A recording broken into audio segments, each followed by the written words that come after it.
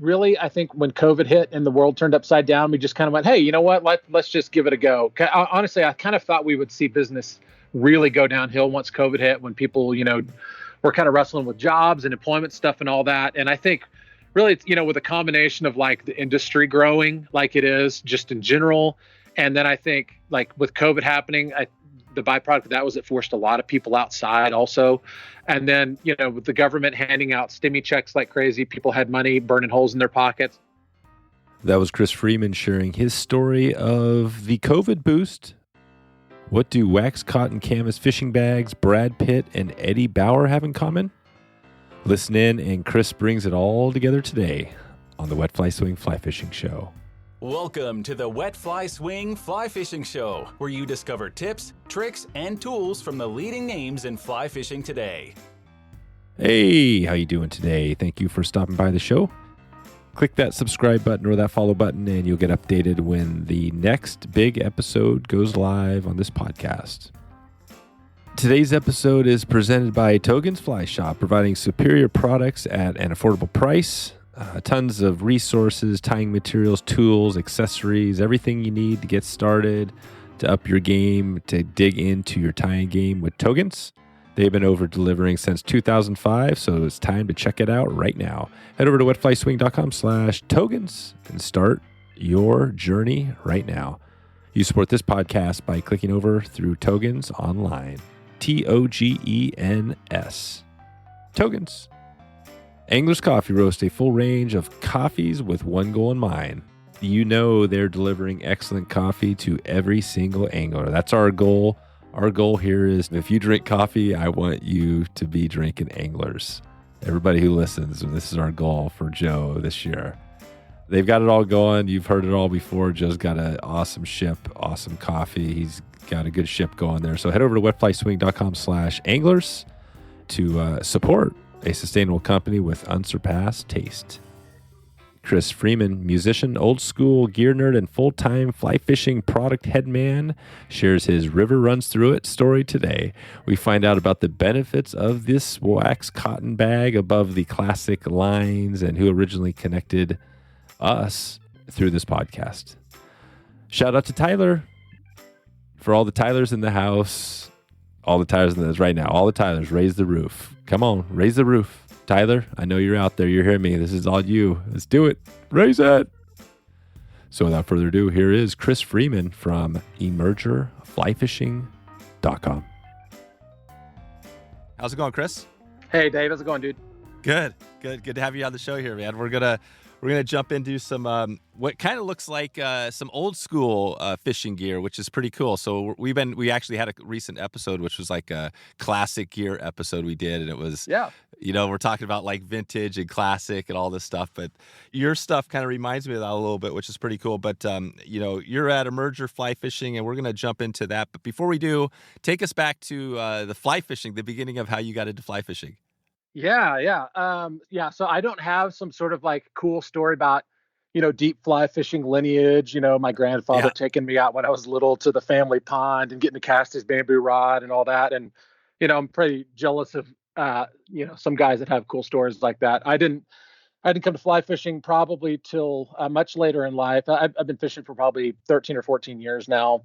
And I think for me, honestly, fly fishing is probably one of those things that's kind of been pursuing me my whole life, and we've just been kind of missing each other, I think. Yeah. I was born down outside of Houston, Texas, and grew up there pretty early. And then when I was about probably 8 years old, I think it was the summer before my third grade year, my parents kind of came to my brother and I and announced that we were moving to Alaska.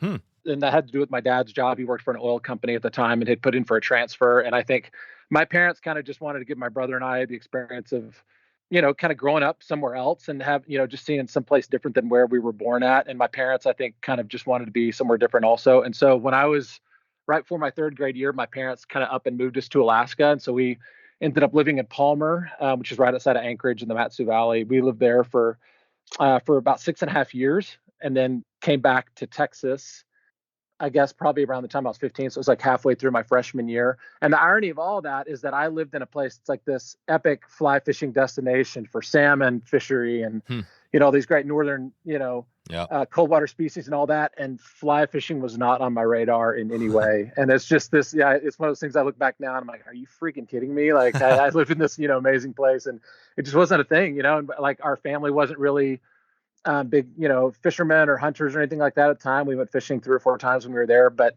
it was just conventional fishing for salmon or halibut. My dad would hire a guide and all that stuff. But, we ended up back in Texas, not in Houston, but in Tyler, which is kind of between Dallas and Shreveport. And I finished out high school there and ended up becoming a musician. And so did college there for a couple of years and then moved to Nashville and did music there, both for school and just kind of playing around with some stuff. And again, like the irony is like I'm living, not that far from some other really great fly fishing areas in Eastern Tennessee and Western North Carolina, and probably knew guys that even fly fished at the time. And it just wasn't even on my radar at all, and then ended up going back to Texas again and ended up kind of touring and playing in a bunch of bands as a singer-songwriter and just playing different instruments and stuff like that. And at some point kind of ended up working at a church of all things and working with doing both music stuff and then kind of working with college students also. And one of the things with working with college students was that I spent a lot of time with college students just coming and sitting in my office and just kind of spilling, whatever's going on in their life to me and all that, and kind of doing some counseling and stuff, and which I love doing. But it turns out that most of that can be pretty heavy. And so I kind of was finding that I needed ways to just kind of unwind and decompress and all that. And a buddy of mine, Matt, started taking me out bass fishing just with conventional tackle and all that. And I just really fell in love with fishing and spent the next 3 or 4 years just chasing bass like crazy all over East Texas and all that. And then one day I came across the movie A River Runs Through It, which is everybody's got their kind of sappy river runs through it story. And I saw that movie, and I think probably with the fly fishing, what really drew me to fly fishing and watching that movie was, I think it appealed to the creative side of me, some of the romantic qualities of fly fishing and all that. And so I'm sitting there watching that movie and I thought, well, are you kidding me? If Brad Pitt can do it, I can do it, right? And that turned out to be a gross miscalculation on my part as far as right. Brad's pretty talented. Yeah. So I end up convincing a buddy of mine that we should get into fly fishing. He fished even less than I did, and we didn't know anybody that fly fished at the time, but we kind of talked each other into doing it. He's one of those friends that we both have been like throughout our lives, that kind of talked each other into doing, trying, ridiculous things and all that, and just kind of seeing what would happen. And so we went to the local like Gander Mountain and got cheap rod reel setups, and ended up looking just like total morons out on the water trying to figure stuff out. And I think one of my first times that I really ever got a chance at trout, because we're living in Texas, so there's not a whole lot of trout opportunities in Texas. We took a trip up to Reyr. We had some friends staying in Reyr, and we came up and stayed with them for a week, and had decided, all right, we're going to go hit like the Gunnison, man. We're going to go into Black Canyon and go hit the Gunnison and try it. And we had no clue what we were doing. We didn't have the right gear. We didn't. I'm talking like stealing waders from the church baptistry, so like ridiculously heavy rubber waders and weren't breathable. And here we are walking through Black Canyon looking like idiots, and everybody's probably looking at us like crazy. And we spent most of the 2 days trying to fish, just tangled up in our own lines and not knowing the difference between dry flies and nymphs. And people talking to us about trying dry dropper rigs and all this. And we're like, I have no clue what you're talking about, man. But we're just shaking our head yes, like, oh yeah, totally, man. Like, yeah, absolutely, I get it, And so that was our story, and just trying to figure it out from there. And I think the reason I stayed with it was just probably a testimony more than anything else to my own stubbornness.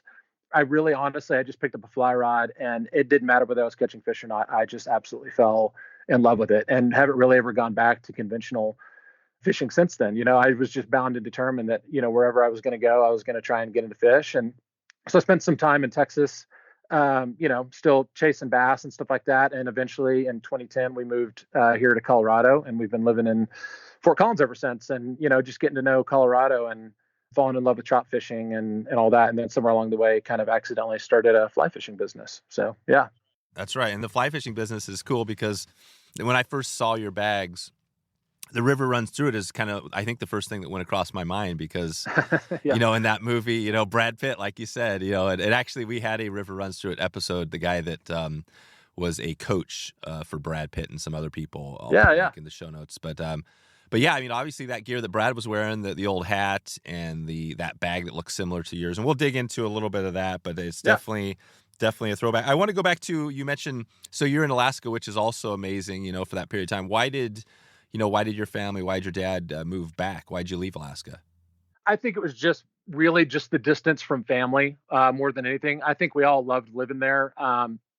I think it appealed, but both of my parents moved around a lot when they were younger. My mom's dad was lieutenant commander in the Navy, and so she lived all over the country from Hawaii to West Virginia. So she spent her whole childhood moving around. And my dad was in the Navy and loved, was used to kind of moving around and spent a lot of time just I think adventure and just kind of uprooting and doing some of that stuff really appealed to them, and they wanted my brother and I think they wanted to instill that in us.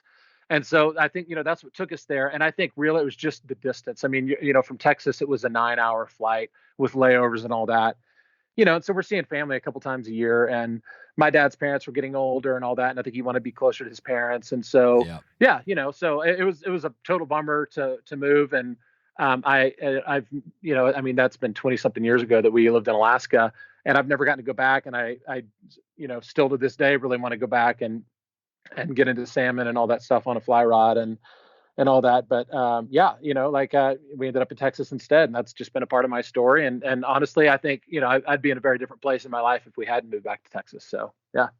Yeah, and Texas is a hot spot for fishing as well, so it's not a bad place to land. And the weather is overall, it's a little nicer, right, throughout the year.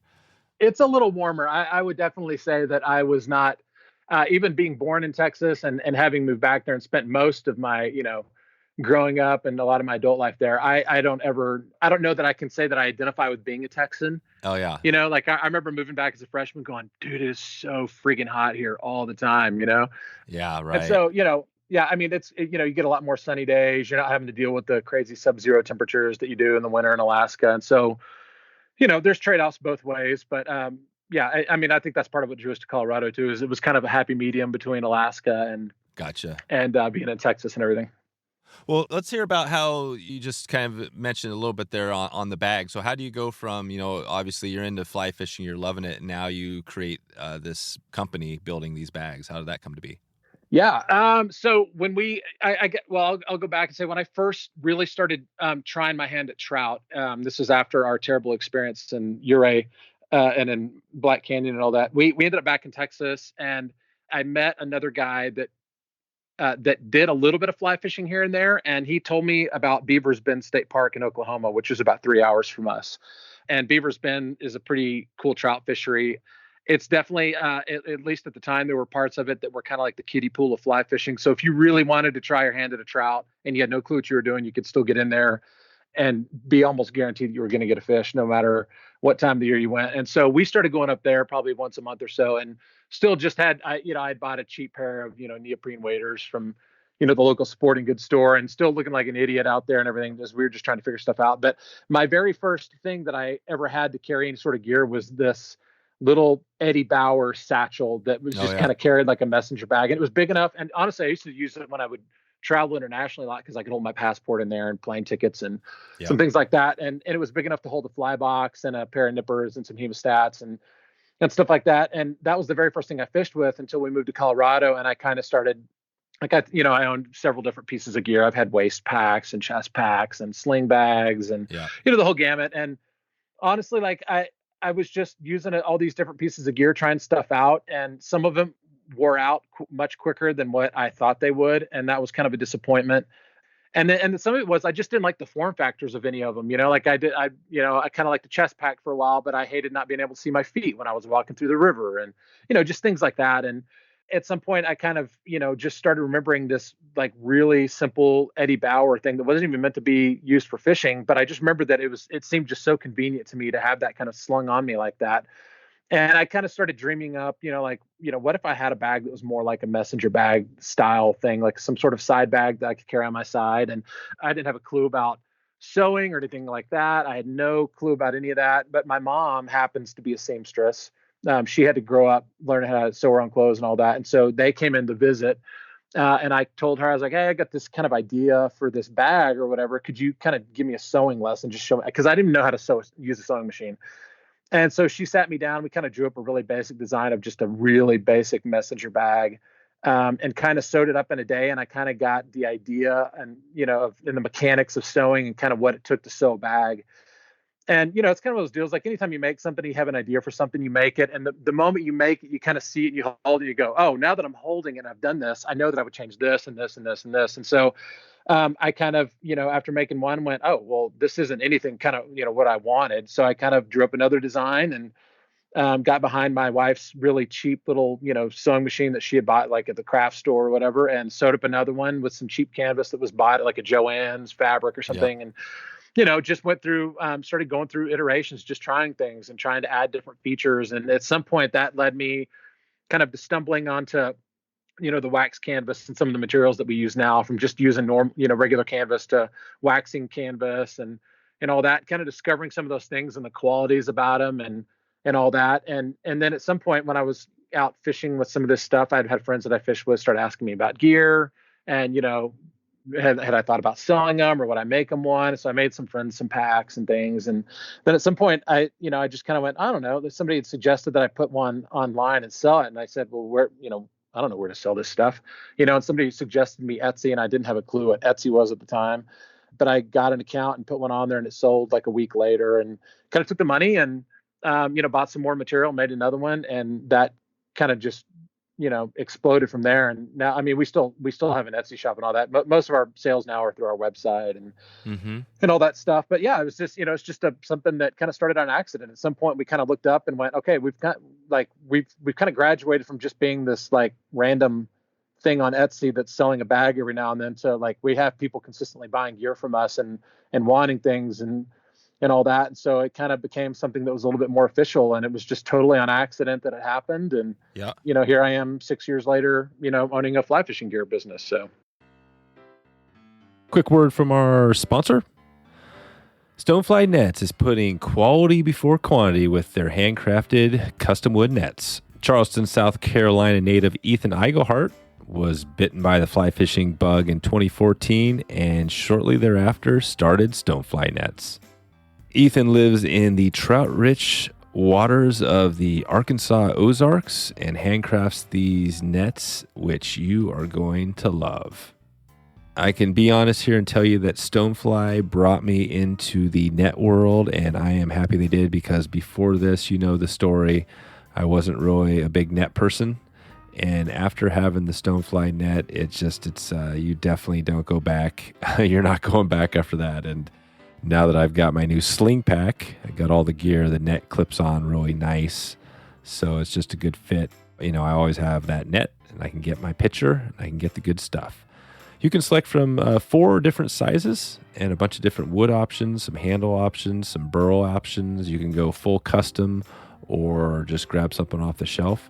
Ethan's got you covered on everything, and he always loves to tell a story back to his grandmother and the connection of him remembering that old bamboo rod, and he thinks of that when he's building these nets as well. It's that old connection to some classic products that are going to last you a lifetime. So if you want to get started right now, head over to wetflyswing.com/stonefly. You can get a custom net right now. That's Stonefly, STONEFLY. Okay, back to the show. And what is, so the wax canvas, describe the, how somebody that doesn't know, I mean, obviously, I think a lot of people would know I think it's pretty much waterproof, but talk about how that's different than, say, any other fly bag material you would use. Yeah, so I would say the two biggest qualities, and probably where a lot of misconceptions happen around it also with wax canvas, but the two biggest qualities of it are the water repellency and the durability of it. I get a lot of questions from people that are asking if it's waterproof, and wax canvas isn't waterproof. It is so, and what it is it's cotton that is not just the surface is not just treated with a wax. Mm-hmm. It's actually saturated all the way through into the fibers of the material. So down to the core of every fiber is wax all the way through. So even if it gets scratched or rubbed up against something and the wax is hurt on the surface, there's wax all the way through the fabric from one side, from top to bottom, all the way through both surfaces.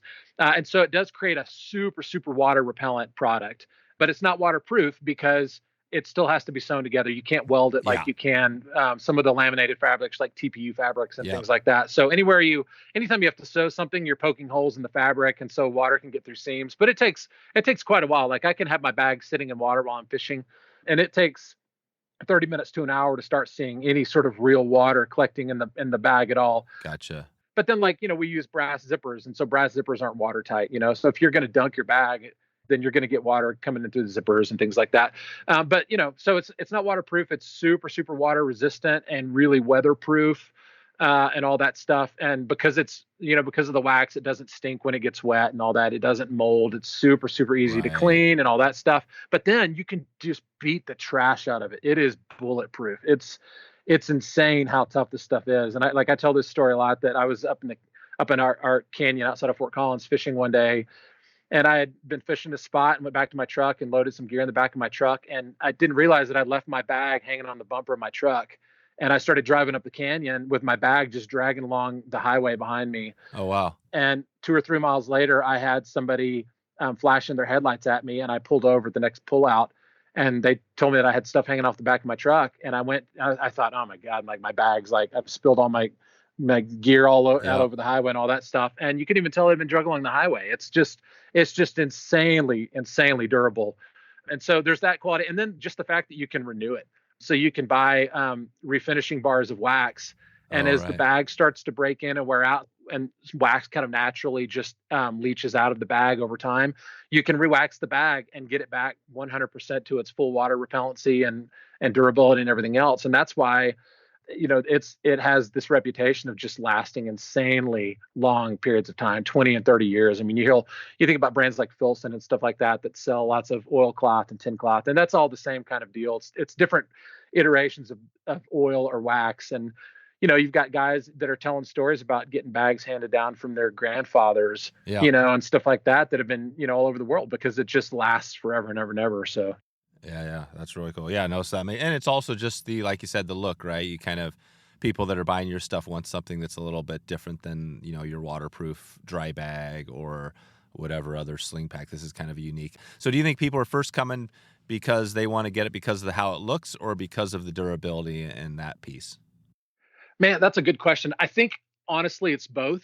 I think we get a lot of customers that are actually already really educated on the product and what it is. And for instance, like we get a lot of Filson customers, and I don't say that to be like disparaging against Filson at all. I love, products like Filson. You don't get to be a brand that's over 100 years old without making just absolutely killer products. Right. So like when somebody comes to me and they say, hey, like I've been fishing, Filson stuff and using Filson gear, for instance, for a really long time, and I kind of just want to take it to the next level. Like, honestly, for me, I'm just kind of like humbled by that, going like, oh man, that's awesome that you would come to us instead of sticking with this, absolutely killer brand or something. So there's a lot of people that are really already educated on that, and they're just looking for the next thing, or they want something that's a little bit more boutique, or they want more of a relationship with the person that's making it.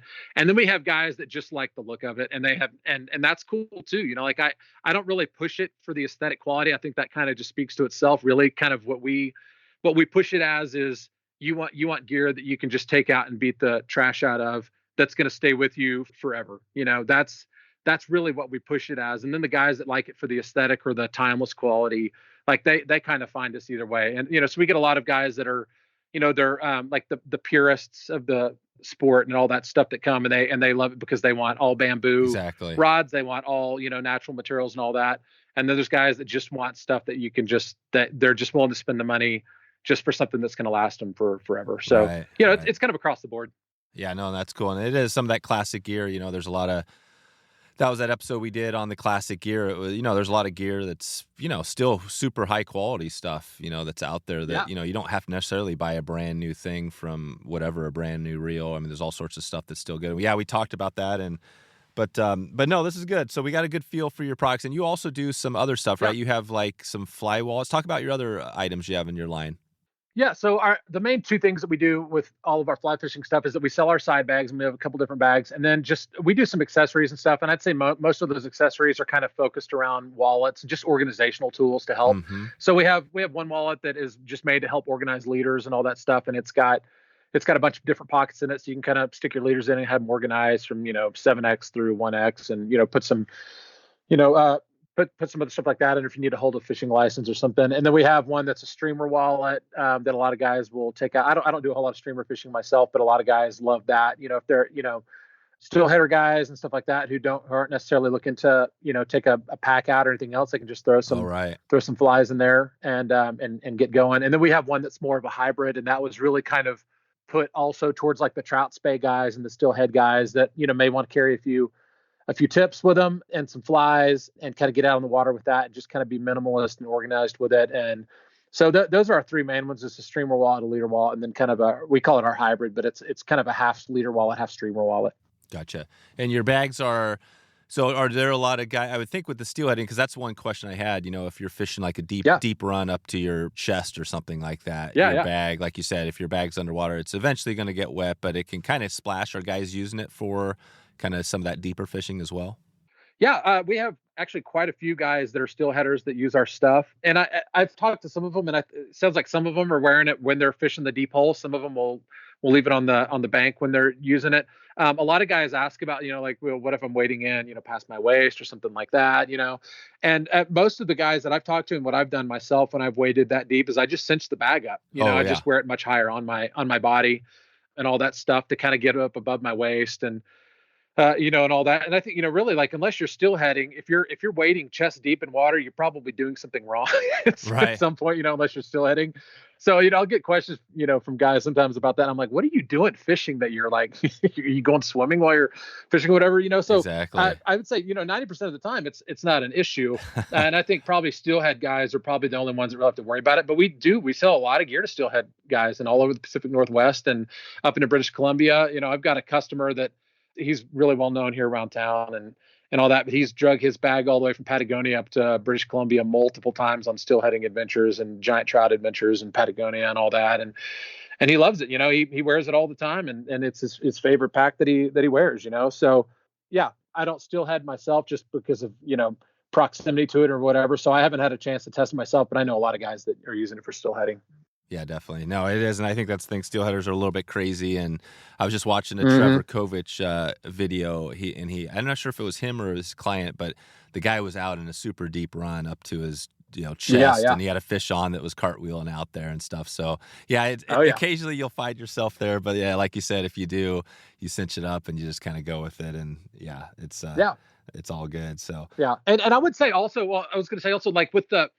Like, I think a lot of people's concerned with the water repellency or waterproofness, and I think that's a thing that gets pushed a lot right now, and it is super cool. I mean, everybody's, we're all carrying electronics with us and all that stuff too, and I think that there's legitimate concern about that, but I think everybody also has a story about putting their electronics in something that's quote unquote waterproof, and we haven't zipped it all the way or something like that. And so all of us have learned over time, if you spend any time on the water, that if you really don't want it to get wet, even if I was carrying a fully waterproof pack, I'm still going to put my phone in its own separate waterproof pocket. Yeah.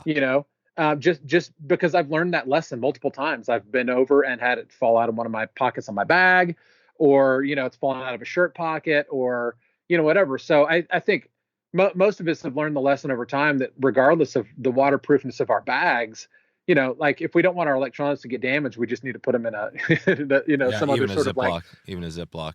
Yeah, a Ziploc or something like that. Like that's just a lesson you learn pretty quickly on the water. That's right. So you have this product out there, and again, I always think, like we said at the start, the river runs through it. So it sounds like none of this was really guided. I mean, maybe that was in the back of your mind, but really it was more of that Eddie Bauer bag than it was the river runs through it, like traditional kind of thoughts, right? Yeah, I mean, well, I would say as far as like the form factor was guided by the Eddie Bauer and just loving, I always carry messenger bags around with me when I'm, going around town and stuff like that too. So like that's a form factor that's really comfortable for me. And the aesthetic thing, I think I kind of just stumbled upon it. And there was a couple reasons for that. One was I do like the look of it. And part of growing up in Alaska is I was around a lot of military guys. There's a whole big military population up there and all that. And, we're close to Elmendorf Air Force Base and all that. And being a kid of the 80s also, my favorite movie growing up was Top Gun. And I just loved the look of just this, who's not excited for a new Top Gun movie to come out? Right. Oh, is it coming out? At some point before we die, it keeps getting put off. Who knows? But, I loved the look of like just the the olive green, army colors and the color, the army green color flight suits and all that. And Right. back in the 80s and stuff, like a lot of pilots would have these like colors of pop, they like yellows and reds and stuff like that to kind of pop with their, with the green of their flight suits and all that. And so a lot of it was kind of inspired by that look. And that's kind of why I'm sort of drawn to like the olives and the browns and stuff like that. And then some of it also, like, because I'm a musician and I walk around in either a pair of Vans or a pair of Chuck Taylors all the time, I love like the white top stitching on all my shoes. And so I put this little pop of white top stitching on all of our bags just because it looks pretty cool, on a bag and all that. But yeah, so I think some of it was inspired by just kind of growing up with a lot of friends who had dads that were in the military, and I had parents that were in the military and all that stuff. And then I think I kind of at some point just discovered the waxed canvas and leather quality of that also. And those really, those kind of naturally married themselves together with that. So the form factor, came from Eddie Bauer, and then the aesthetic properties and the particular materials, I think, were probably more inspired by just looking for the durability and just kind of what I grew up around and all that. Gotcha. When I think of it, like companies doing, maybe Filson is one of them, but are there other companies out there making a similar kind of bag to what you have, or are there a lot? I'm not even sure. There are 2 or 3. There are honestly a lot of like smaller boutique, manufacturers, and you probably interviewed some of them. Like there's guys from like Deli Fresh and Yakota that are down in the Denver area.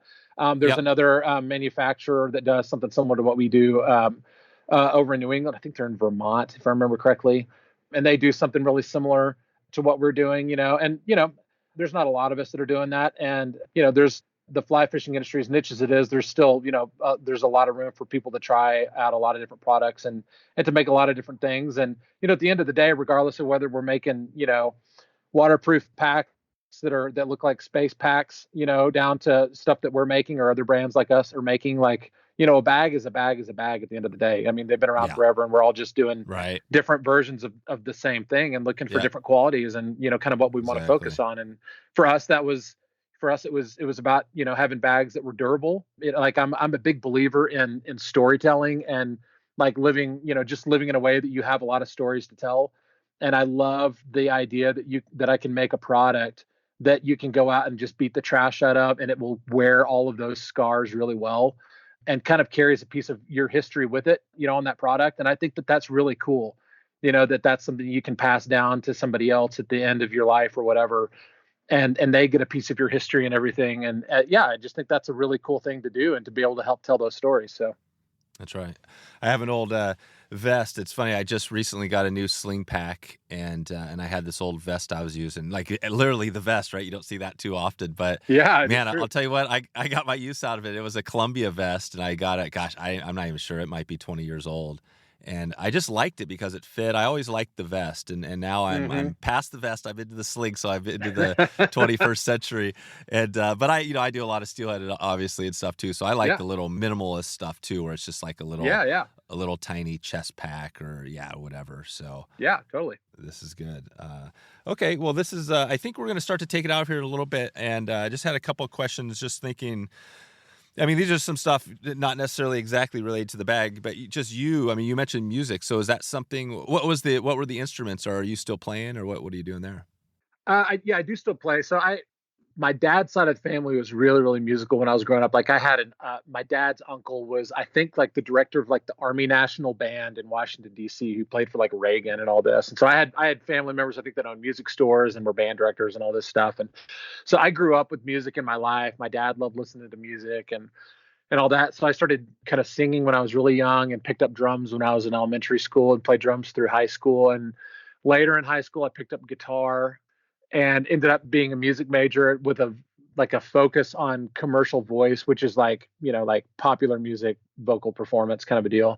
But, along the way, just picking up other instruments and all that and playing, you play around enough people to play other instruments and you kind of start to pick them up. And then just as a music major, as you learn all the theory and stuff that goes into that, you can take the theory, and if you learn that, you can apply it to just about anything you pick up. So I play piano and guitar and bass and mandolin and drums and all this stuff. And I'm not amazing at any of them, but I kind of consider myself to be a utility player more than anything else. And I've done a lot of work in studios and helping to produce other friends and all that. And so I'm a guy that when I'm in a recording studio, if somebody needs an extra musician to sit in and do this one part, I can pick it up and play it and get the part done for somebody and all that. So I did that, and touring with that, and then working in some studios and doing that kind of stuff. And I don't really do it professionally anymore, but I still have guitars sitting all over my house and pianos and all that stuff. So I still do all that stuff all the time, just for my own joy. So Question. Here's the question. Have you ever passed up a fishing hole because you didn't have your rod handy? Maybe you were around the city and you're like, oh, wow, there's a water body. There's a fish rising. You didn't have your rod handy. Those days are behind you now with the Reyr Gear packable rod. This thing is crazy. It's kind of like a mixture between Tenkara and like traditional rods. It's what you might call the holy grail of rods. You got to see this thing. Take a look at the video, the way this thing packs down. Literally, this thing has no guides. It packs up small enough to put in your bag in your hip pack, and it travels with the fly on. So literally, you just pull it out, and within seconds, you're fishing. And this is pretty cool. And you're probably thinking, or you might be thinking, if this is the first time you heard that, this is some type of a gimmick. And I can tell you it's not. I've been using this thing, and it's literally right now in my camo backpack. It's always there and ready to go, and I've been busting that thing out. It casts great. It's not going to cast as long as your 7 weight into the wind sort of thing, but you can shoot some line out no problem, and it feels good, and it's just compact and ready to go. So this is another thing to add into your quiver. This might not be your only rod, but it is another rod it's like that tool in the toolbox, right? Another tool in the toolbox. You can head over to Reyr Gear right now, reyrgear.com, and check out this very unique product. That's Reyr, R-E-Y-R, gear.com. Check it out right now. You support this podcast by checking it out and checking out a good video, something different right now. You support this podcast by clicking there now. Okay, back to the show. Are there any? Is there like videos out there or anything with your? You said you're in some bands from your past. Probably not. All the bands that I was in, this was pre YouTube era and all this stuff. So gotcha. Yeah, I don't know that there's any videos of me out there playing anywhere. What was the name? Give us the name of a band. What was one of the band names? Oh gosh, the one that would probably be most, and I think they changed their band name after I got out of the band. See, out of high school, I played in a band called Seven Channels, and they ended up. I quit the band because the lead singer and I kind of just started realizing he wasn't the person I enjoyed hanging around with the most. Right. And I was going to be a music major anyway, so I was going to go off school. So I ended up quitting the band. But they, I think, ended up changing their name to The Vanished or something like that. But so there may be videos of them out there, but I'm not in the band anymore. Gotcha. And that would probably be the one that people might recognize the most. And they went on and got a record contract, and I think they toured with a bunch of people and all that stuff. But that was after I left the band and everything. And then, just working with singer-songwriters and kind of doing some of that myself and all. But yeah, nothing super recognizable or anything. There you go. Yeah, I was just music always comes up. It's interesting for me because sometimes I'll throw in a music, a track in the show to keep it interesting. But and we had Burkheimer on, who builds some pretty amazing rods, and he was a musician, in his past, and he talked about how he gave it. He's glad he did because a lot of his friends that were in that world are dead now. It's just kind of tough. And it sounds like you were a little more classically trained, so maybe you weren't in necessarily that scene, but it is an interesting scene, right? Yeah, it is. And I guess classically trained, there's classical music that you have to do when you're a music major, but all the bands that I played in were grunge bands and, all that kind of stuff. So, I grew up in the 90s. I'm a kid of the 90s. And so that's what I was going to say there, Chris. So I was listening to Eddie Vedder on another podcast. I was just kind of curious. So you're in that era. What was that grunge scene who was your band in that scene? Man, it's hard to go wrong with bands like Nirvana, Soundgarden, stuff like that. Obviously Pearl Jam and things like that. So, just growing up in a lot of that. My wife, she's a few years younger than me, but she, kind of came in on the tail end of that and was really into bands like Jimmy Eat World and Weezer and, and all that stuff. Yeah. And so, just pretty much any band that you would have heard during the 90s, we spent time on circulation in our CD players in our cars, in the 90s, back when people still played CDs. That's right. No, it's awesome. Yeah, I'll throw it just for fun. I'll throw it a Pearl Jam song in the show notes. We'll get a video, a little shout out to that era. So that was a game changer for sure. Okay, so anything else you want to, give a shout out to what you have going either now? I was going to ask you, kind of a question about getting the word out, how you do it with your company, but tell us about anything new. What do you do in the next 6 months or so? Next 6 months, I mean, really for us, like we've put a lot of focus into our business.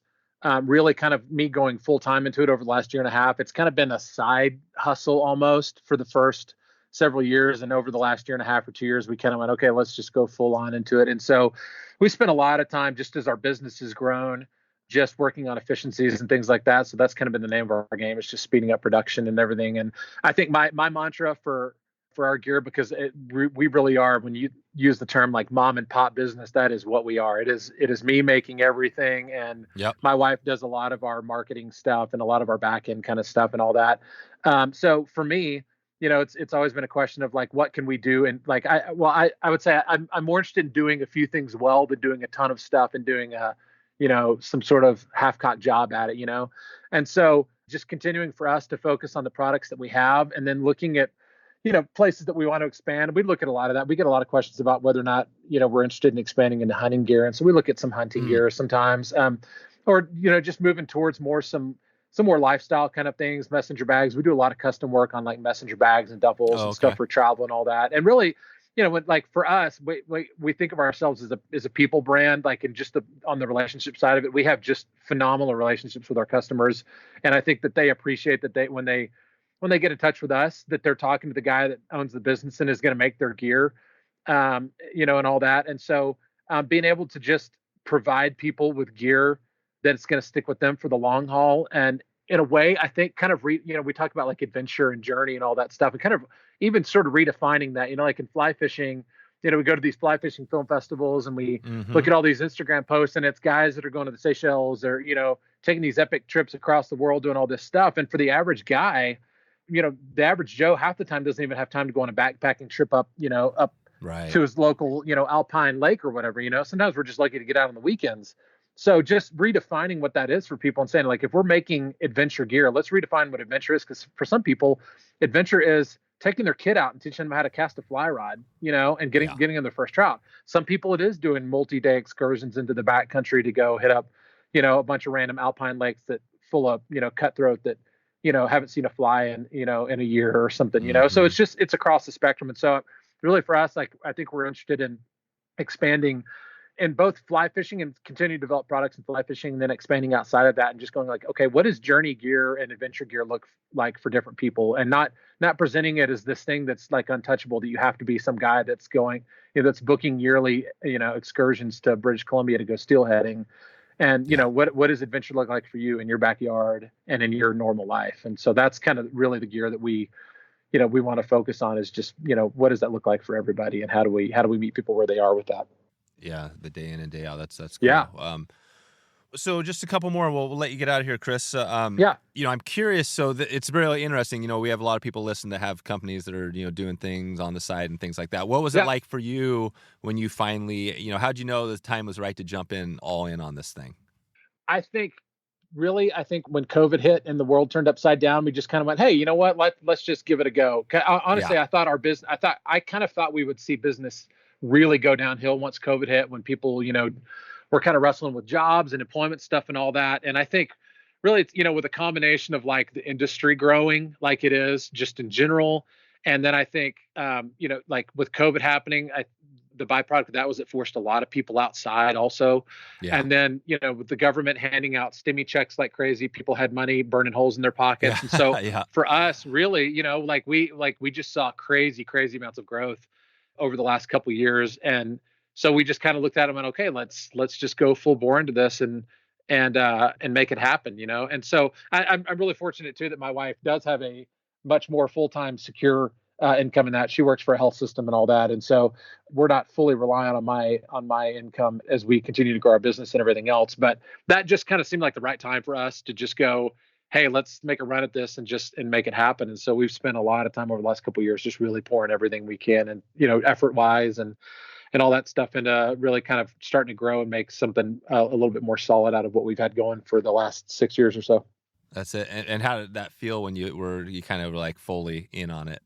Oh, it's a great feeling. I mean, it's been something that's been a part of my life, like I said, for the last 6 years, and to be able to just now fully dedicate all my time to it is really cool.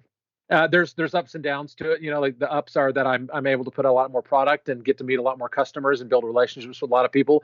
The downside is that I don't fish nearly as often as I want to because I'm constantly in the shop just making stuff and all that. I get and I'm sure this is the case for just about anybody that owns a fly fishing business. It's like, oh man, you must get to fish all the time. I was like, are you kidding? Like I never get to fish anymore. I'm constantly busy, so so there's downsides to it too. And just, working through the kinks of, reworking your schedule and going, how do I carve out time to make fly fishing a regular part of my day now? Since I do own a fly fishing business, I should probably be out on the water, fishing That's regularly right. and all that, Yeah. Time block it. Yeah.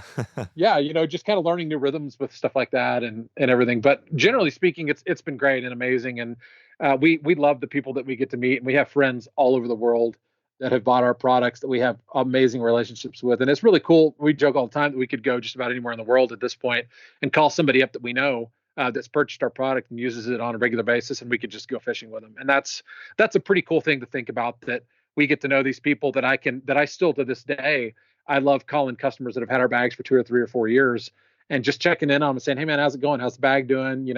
All that stuff. And that's, again, like I said before, I kind of see us as being in the people business more than anything else. And that's true. We just love our customers, and we take that responsibility really seriously, that, because our gear is not cheap, and the irony is that I probably couldn't even afford my own gear in some ways. And so if somebody's willing to spend that kind of money with us, I take that really seriously. And that's a big responsibility. And I want to make sure that the people that are buying our products are going to be 100% satisfied with that all the way. So, it always comes back with, in our case to people, and making sure that we're making a product that people are happy with, and that we're equipping them to go and do what it is that they want to do with it. So, yeah.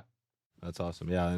And I think it's a tribute to you. I think this episode began, Tyler, one of our listeners, kind of reached out, and he, noted you guys. And so that's one of those things I always try to do as well. Yeah. Is when we get listeners that, come out and reach out to us and say, hey, do this episode. I can't, get them all in, but I try to when I can. So that shows, people are loving your stuff and wanting to get the word out there.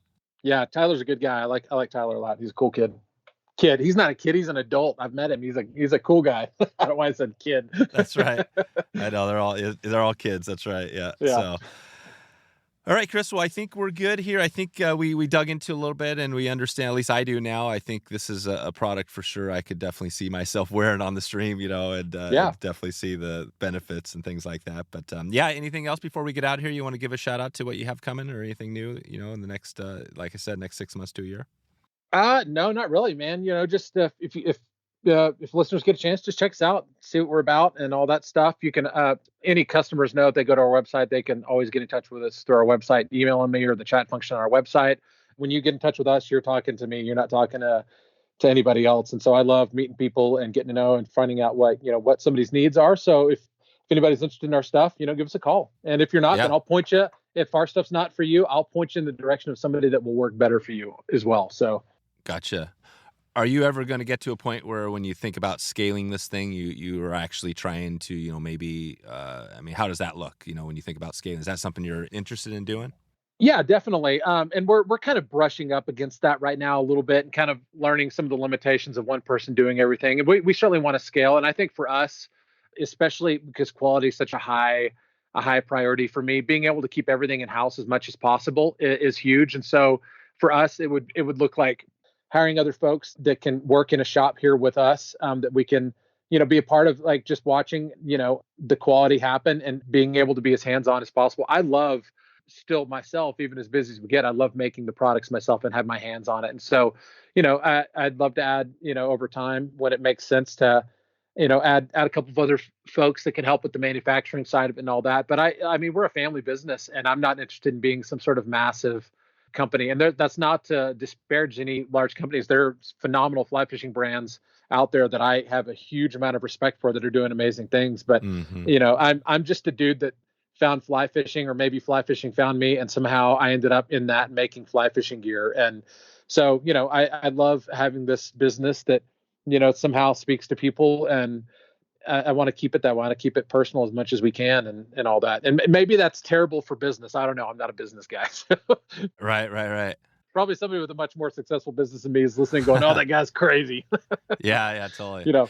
Yeah, well, and on your products, I mean, that is a good point. I mean, keeping it, you got to know, right? Do you want to have like 20 people working for you, and then you have the issue of dealing with a bunch of people, right? Or do you keep it small and in-house and it's just you and a person or two, and you know what I mean? You have some limitation. Like, how many bags do you need to build, right? That's the whole question. And there's a question for you right there. So your bag, like you get one of these bags in your typical side bag. How long does that thing take you from start to finish to build? Honestly, it kind of depends on whether you're doing one or you're doing a bunch. And we work mainly in small batches and stuff like that. So I can do a batch of, if I was, let's say a typical batch of bags for me would be probably 5 or 6 bags at a time. It takes me a couple days to do 5 or 6 from the process from beginning to end. Whereas like it takes me kind of about the same time to do one bag, So like once you get into like batch producing and stuff like that, things go much faster and you've got to process down and all that. And so, like that's about as quick as we can go right now with some of that stuff. And that's kind of one of the reasons that we also stayed away for the most part from wholesale orders and things. It just doesn't make sense for us for the most part for, the time factor and all that stuff. There's, you're not getting paid for your time quite as well on that for us. And so, so occasionally we'll do some wholesale orders from people, but for the most part, we like the direct relationship with our customers and all that stuff. And it makes more financial sense for us as a business right now where we're at to keep it where we are. So, yeah, keep it where it is. Nice, Chris. All right. Well, hey, thanks for the time today. This has been good to get some light on what you have going there. And yeah, we'll definitely send some people your way who want, something like we talked about today. And yeah, we'll look forward to keeping in touch with you. Awesome, Dave. I appreciate it, man. So there you go. If you want to find every show note, every link, and everything else we covered here today, wetflyswing.com/301. 301. That's right. We have passed the 300 mark. Season 7 we have begun, and we are going to keep this train rolling along. We've got some new trivia. We've got all sorts of stuff going here. We got a new trivia segment coming up here, so you're going to want to check that out. We're going to have a link at wetflyswing.com/trivia where you're going to be able to connect and have a good time there and win some swag. That's we've been told we need to give out some swag. So this is one way we're going to be doing it here. I am heading out of here right now, and I'm looking ahead. I think next week's episode is going to be, I think it's Click and Paul Reels. So very cool episode. Very cool. We shed some light on a reel that I definitely probably will be picking up. So here we go. We're getting out of here. Thank you again for everything, and thank you for sharing this episode with one other person. If you get a chance this week, hope to see you on the river. Hope to see you maybe on the water or maybe online. Thanks for listening to the Wet Fly Swing Fly Fishing Show. For notes and links from this episode, visit wetflyswing.com.